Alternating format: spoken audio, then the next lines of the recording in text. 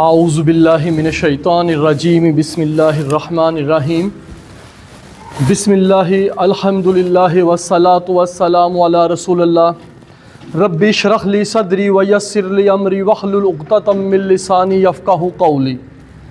السلام علیکم ورحمۃ اللہ وبرکاتہ۔ وعلیکم السلام ورحمۃ اللہ وبرکاتہ۔ سبق 18A، آؤ قرآن سمجھے آسان طریقے سے، حصہ اول نماز کے ذریعے۔ اس سبق میں قرآن آسان ہے اور اس کا سیکھنا بہترین کام ہے۔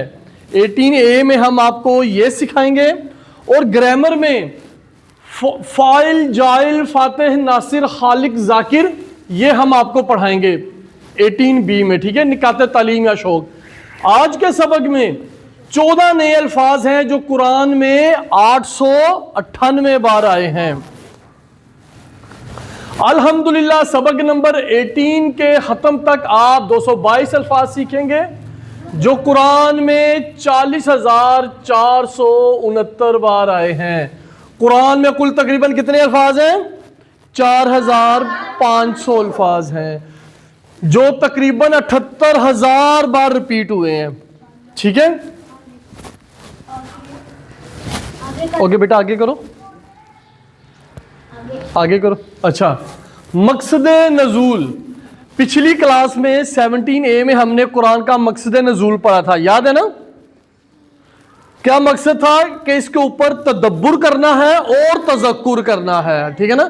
قرآن کے نزول کا یہ مقصد ہے۔ تدبر اس کی آیات پر سنتے وقت، تلاوت کے وقت، اس لیے قرآن کی عربی سمجھنا ضروری ہے۔ تو قرآن پر تدبر کیسے ہوگا؟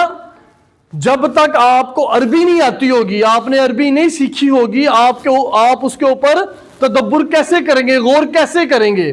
تو اس کے لیے قرآن کی عربی سیکھنا بھی ضروری ہے۔ کوئی کہہ سکتا ہے کہ میں قرآن کا ترجمہ پڑھ لیتا ہوں، تو ہم کہیں گے کہ قرآن کا ترجمہ نہیں کیا جا سکتا، یہ کوئی اندھی عقیدت کی بات نہیں ہے، اس کو ہم ابھی ثابت کرتے ہیں۔ بیٹا آپ نے میری طرف دیکھنا ہے، ٹھیک ہے نا؟ قرآن کا ترجمہ نہیں کیا جا سکتا، ٹھیک ہے۔ مثال، اس انسانی کلام کا ترجمہ کیجئے۔ اب مثلا میں آپ کو کہتا ہوں کہ اس کا ترجمہ کیجئے، انگلش میں اسے بتائیے کہ کیسے کیسے ایسے ویسے ہوگے اور ایسے ویسے کیسے کیسے ہوگے۔ ہم اردو زبان ہماری ہے، ہم اس کی گہرائی میں چلے جائیں گے، ٹھیک ہے نا؟ کہ کیسے کیسے بڑے بڑے لوگ جو تھے وہ غریب ہو گئے، عام ہو گئے، ٹھیک ہے نا؟ اور جو عام لوگ تھے، چھوٹے چھوٹے لوگ تھے، وہ کیسے بڑے بڑے لوگ ہو گئے، ٹھیک ہے نا؟ کیونکہ ہم اردو سمجھتے ہیں تو ہم اس کی گہرائی میں جان سکتے ہیں۔ اسی طرح قرآن کا ترجمہ ہم لفظی مطلب تو پڑھ لیتے ہیں، ترجمہ ہو جاتا ہے، لیکن اس کی گہرائی میں جانے کے لیے، ہمیں عربی آنی چاہیے۔ دیکھو ہم پڑھتے ہیں الحمدللہ رب العالمین، ٹھیک ہے نا؟ کہ عالمین کا کیا مطلب ہے؟ تمام عالم۔ اب گہرائی میں ہمیں پتہ ہونا چاہیے کہ ایک عالم ارواح ہے، ایک عالم دنیا ہے، پھر مرنے کے بعد ایک عالم برزخ آئے گی، ٹھیک ہے نا؟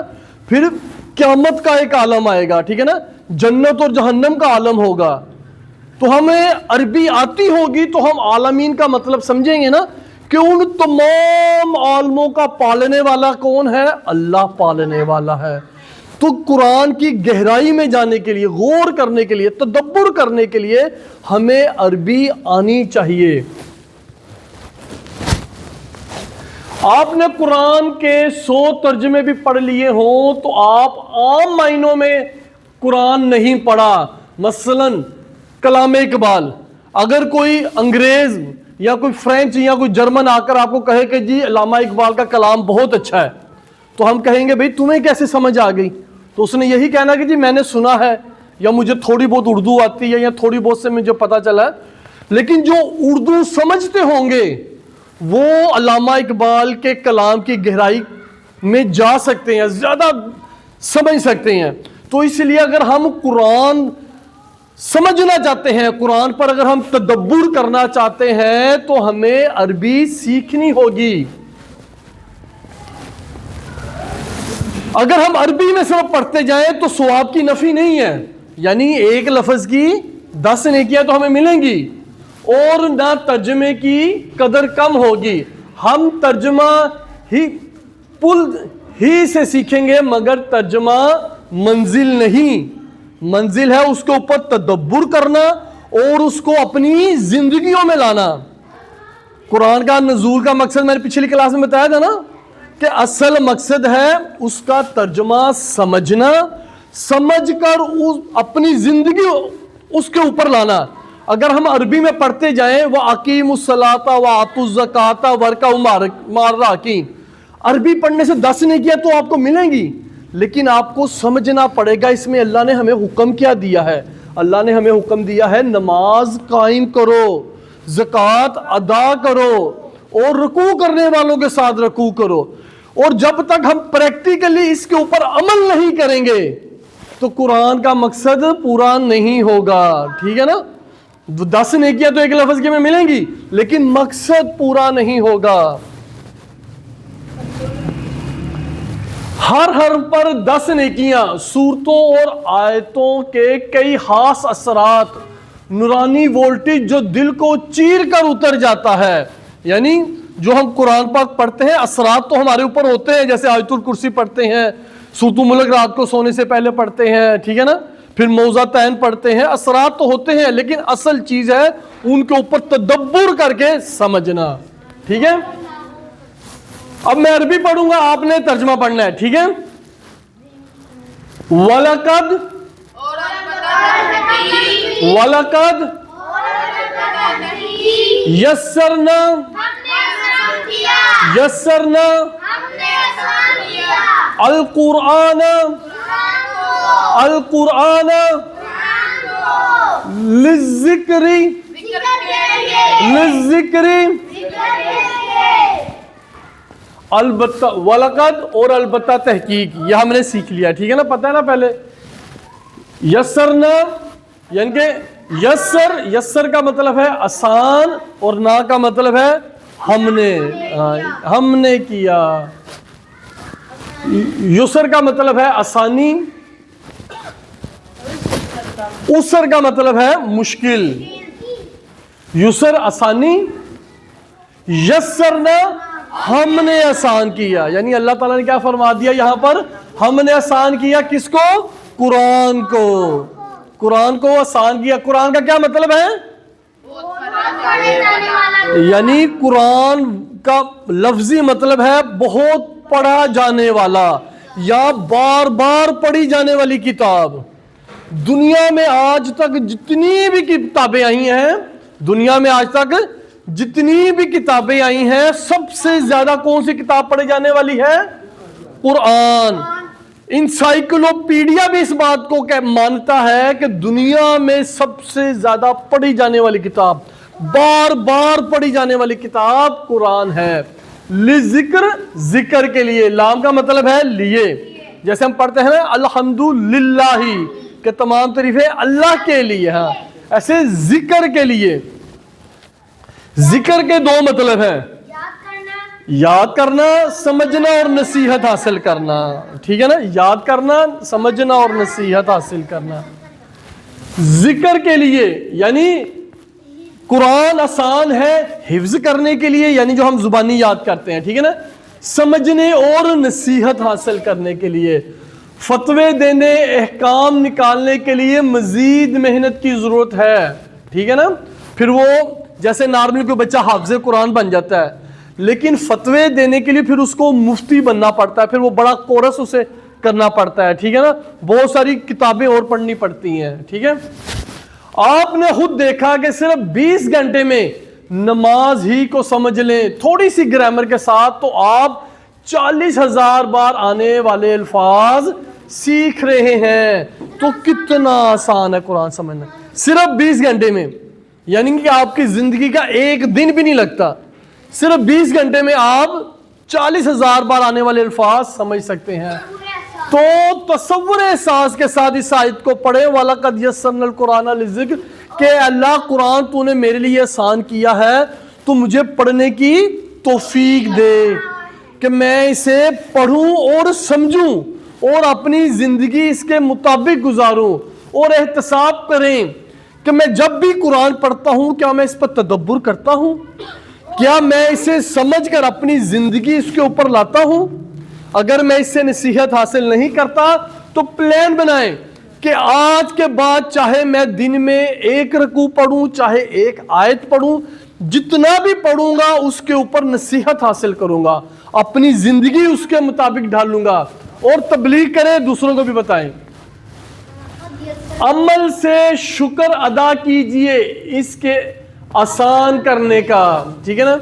اس نیت اور پلان کے ساتھ ہم جلد سے جلد پورا قرآن سیکھیں گے. کوئی یہ کہے کہ قرآن مشکل ہے تو کہیے کہ یہ اللہ کے اعلان کے خلاف بات ہے. ابھی بھی ہمارے مسلمانوں میں بہت سارے لوگ ایسے ہیں جو کہتے ہیں کہ قرآن مشکل ہے, قرآن آپ نہیں سمجھ سکتے. تو اللہ کا کیا حکم ہے یہاں پر؟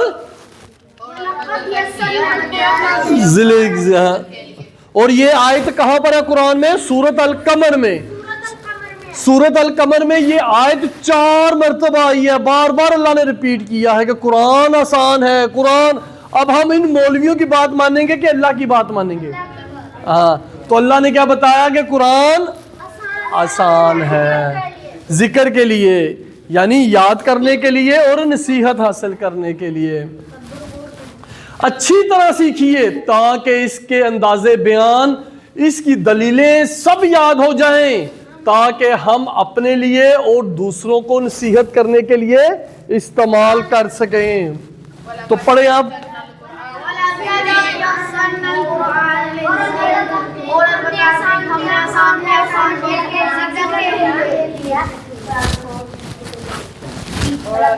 اچھا, نہ صرف آسان بلکہ بہترین کام. یہ بخاری شریف کی حدیث ہے اور حضرت عثمان بن عفان سے یہ مروی ہے. حضرت عثمان بن عفان نے کیا کہا تھا؟ حضرت عثمان بن عفان قال رسول اللہ صلی اللہ علیہ وسلم خیرکم من تعلم القرآن وعلمہ.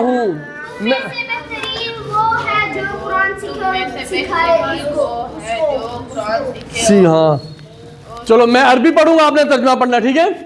خیرکم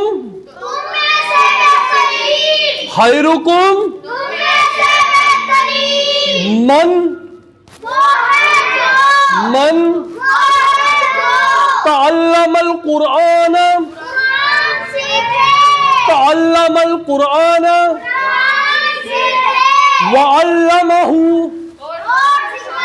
وعلمہ. خیرکم, ٹھیک ہے نا. اچھا, یعنی کہ تم میں سے بہترین. خیر کا مطلب ہے اچھا اور بہترین. خیرکم تم میں سے بہترین. من کا مطلب ہے کون اور جو, یعنی کہ من کے 2 معنی ہیں. جیسے قبر کا کوشچن ہے نا, قبر میں پوچھا جائے گا من ربو کا, تمہارا رب کون ہے. یعنی من اگر شروع میں آ جائے تو اس کا مطلب ہوتا ہے کون, ٹھیک ہے نا. اور اگر من سینٹر میں آ جائے, جیسے خیرکم من تعلم القرآن, ٹھیک ہے نا, تو اگر سینٹر میں آ جائے تو اس کا مطلب ہوتا ہے جو, ٹھیک ہے نا. اگر شروع میں آ جائے تو کون, اگر سینٹر میں آئے تو جو. تعلم سیکھا, علامہ, دیکھو یہاں پہ تعلمہ بھی ہے اور علامہ بھی ہے, سیکھا بھی اور سکھایا بھی. یعنی پہلے ہم نے سیکھنا ہے اور پھر سکھانا ہے. علامہ سکھایا اس کو, یعنی جو سیکھا قرآن اس کو سکھایا. پہلے آپ نے تعلمہ سیکھنا ہے, ٹھیک ہے نا, پہلے آپ نے سیکھنا ہے اور پھر دوسروں کو سکھانا ہے. اب تک آپ نے سینکڑوں کلاسوں میں حاضری دی ہوگی, مگر اس وقت سطح زمین پر مختلف مضامین کی لاکھوں کلاسیں چل رہی ہوں گی, لیکن اللہ کی نظر میں ان ساری کلاسوں میں بہترین کلاس قرآن کی کلاس ہے. شاباش. پہلے طالب علم کا ذکر آیا, یہ اکرام ہے کہ اللہ تعالی نارملی اگر ہم دیکھیں تو جو استاد ہوتا ہے اس کی رسپیکٹ زیادہ ہوتی ہے بنسبت اسٹوڈنٹ کے، ایسے ہی ہے نا. لیکن اللہ تعالیٰ نے ہمیں یہ بتایا یہاں پر کہ پہلے سیکھنا ہے، پہلے طالب علم کی بات ہو رہی ہے، ٹھیک ہے نا، کہ یہاں پر یہ اکرام ہے قرآن سیکھنے والوں کا. اللہ کی کتاب کا علم ختم نہیں ہو سکتا. یعنی اگر کوئی کہتا بھی ہے کہ میں نے قرآن کا علم سیکھ لیا ہوا ہے، میں عالم دین بن گیا ہوں، لیکن پھر بھی قرآن کا علم ختم نہیں ہو سکتا. اس کو پھر بھی اور محنت کرنے کی ضرورت ہے، اور سیکھنے کی ضرورت ہے. اس لیے ہر شخص کو سیکھتے رہنا چاہیے. بہترین شخص وہ ہے جو یہ دونوں کام کرے، سیکھے اور سکھائے. سیکھنے تک محدود نہیں کہ یہ نہیں بس میں نے اب سیکھ لیا تو اب بس نہیں، سیکھنے تک محدود نہیں. اسی وقت نیت کیجئے کہ ہم سکھائیں گے بھی، کہ جتنا بھی ہم نے سیکھا ہے وہ ہم نے سکھانا ہے. تو ابھی اپنے مائنڈ میں کوئی ایک دو نام اکاؤنٹ کریں کہ آج جو کچھ میں نے سیکھنا ہے وہ میں نے جا کر اپنے ان دو دوستوں کو یا گھر والوں کو یا ماں باپ کو یا بہن بھائیوں کو کسی نہ کسی کو میں نے بتانا ہے کہ آج میں یہ سیکھ کر آیا ہوں. ٹھیک ہے نا. صرف ناظرہ قرآن ہی نہیں بلکہ فہم قرآن سیکھیے اور قرآن میں غور کرنا سیکھیے. نیت اور پوری کوشش کیجئے، اس سلسلے کو چھوڑیں گے نہیں. یعنی قرآن سیکھنا مرتے دم تک جاری رکھیں گے. آج اپنے دل میں یہ عہد کر لیں.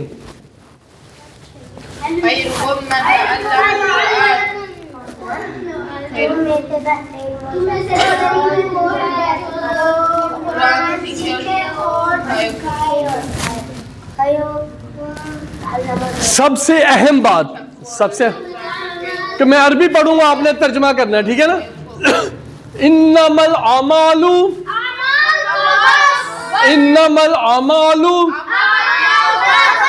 بالنیات.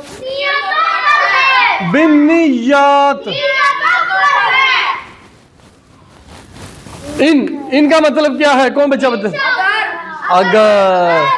اگر میں خالی ان پوچھوں گا تو شاید کسی کو یاد نہ ہو، لیکن اگر انشاءاللہ کے ساتھ ہوگا، اگر اللہ تو فوراً یہ یاد. اس لیے مثالوں کے ساتھ یاد رکھیں، ٹھیک ہے نا. اگر ان کا مطلب ہے اگر انشاءاللہ، یعنی کہ اگر چاہے اللہ. تو ان کا کیا مطلب ہے؟ بے شک. تو کیسے ہمیں یاد ہوگا؟ ان اللہ مع الصابرین، کہ بے شک ساتھ ہے. یاد رکھنے کا بہت ہی اہم راز، الفاظ کو ہم مثالوں سے سیکھیں گے، وہ مثالیں جو ہم جانتے ہیں، جیسے ابھی ہم نے پڑھا ہے، ٹھیک ہے نا. اگر آپ مثالوں سے یاد رکھیں گے تو معنی جلد یاد ہوں گے، معنی جلد یاد آئیں گے. ایک لفظ کا معنی دوسرے میں مکس نہیں ہوگا. انما بس یا صرف، ٹھیک ہے نا، بس یا صرف. انما یعنی کہ بس، یعنی کہ اعمال تو بس نیتوں پر ہے. شاباش. عمل کی جمع ہے اعمال. نیت اور نیات، نیت کی جمع ہے نیات. اب اس تصور احساس کے ساتھ آپ نے پڑھنا ہے کہ میں نے جو بھی کام کرنا ہے اللہ مجھے اس کی اچھی نیت کرنے کی توفیق عطا فرمائے. یعنی کہ قرآن میں نے اس لیے سیکھنا ہے، بعد میں لوگوں کو گھروں میں جا کے پڑھاؤں گا اور ان سے پیسے وصول کروں گا، ٹھیک ہے نا. ہاں، یا میں قرآن اس لیے سیکھوں گا کہ بعد میں منبر پہ بیٹھ کے خطبہ دوں گا اور لوگوں سے پیسے وصول کروں گا. یا میں اس لیے لوگوں قرآن سیکھ کر تقریریں کروں گا کہ لوگ میری عزت کریں گے، میرا دنیا میں نام ہو جائے گا، مجھے شہرت ملے گی. تو اس نیت کے ساتھ نہیں، اللہ کی خوشنودی حاصل کرنے کے لیے. تو آپ دعا کریں، اے اللہ میں جو بھی اچھا کام کروں صرف تیری خوشنودی حاصل کرنے کے لیے، کوئی پیسہ کمانے کے لیے نہیں، شہرت کمانے کے لیے نہیں، اللہ کی خوشنودی حاصل کرنے کے لیے دعا.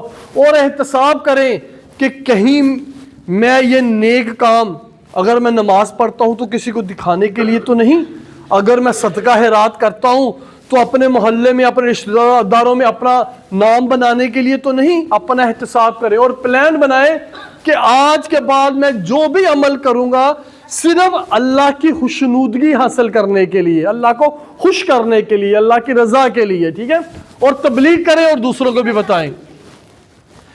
قیامت کے دن پہلا فیصلہ 3 لوگوں کا، اس میں سے ایک قرآن کا قاری ہوگا اور ٹیچر بھی، یعنی عالم دین ہوگا۔ پہلا فیصلہ ایک عالم دین کا ہوگا، جو دکھاوے کے لیے پڑھتا تھا انہیں جہنم میں ڈال دیا جائے گا، یعنی اس نے قرآن سیکھا بھی، لوگوں کو سکھایا بھی، ٹھیک ہے نا، مگر صرف پیسہ کمانے کے لیے اور لوگوں کو دکھاوے کے لیے، تو اللہ اسے جہنم میں ڈال دے گا، تو اس کی ساری محنت، عبادتیں، سب کچھ برباد۔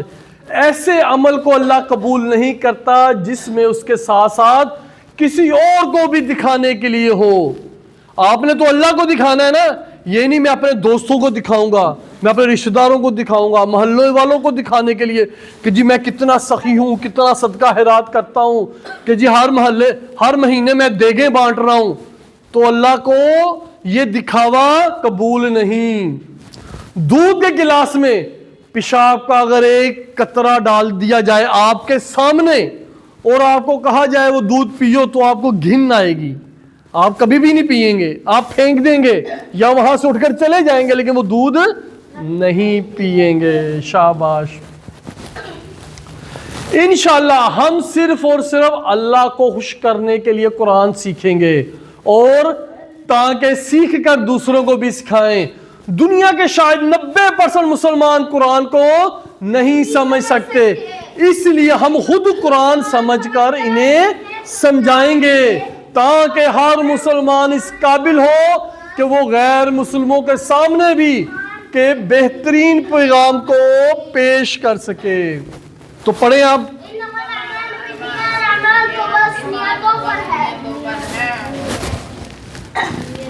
اب دیکھیں یہ 3 لفظ، ان کا کیا مطلب ہے؟